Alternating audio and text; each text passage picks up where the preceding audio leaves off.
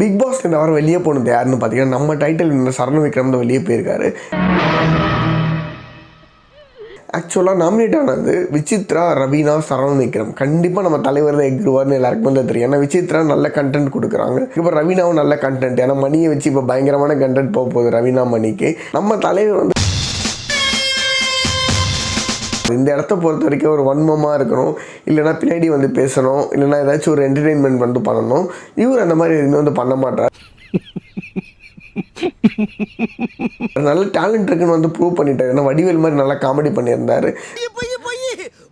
ஒரு பர்சனை எதிர்த்து கேள்வி கேட்கவே இல்லை. அவங்களால பின்னாடி காக்ரோச்சுன்னு சொல்லும் போது சைலண்டாக வந்து விட்டுட்டாரு. நல்லா எதிர்த்து கேள்வி கேட்டு கொஞ்சம் சவுண்ட்லாம் பண்ணியிருந்தா நல்லா இருந்திருக்கும். அக்ஷயாவே அட்லீஸ்ட் ஒரு 2-3 சண்டை போட்டாங்க. சரண் விக்ரம் அந்த மாதிரி எந்த ஒரு சண்டையும் வந்து போடவே கிடையாது. ஸோ நம்ம டைட்டில் இந்த சரண் விக்ரம் வந்து எகிரிட்டாரு. ஸோ இதை பற்றி நீங்கள் என்ன நினைக்கிறீங்க அப்படின்ற கமெண்ட் பாக்ஸில் வந்து கமெண்ட் பண்ணுங்கள். என்னடா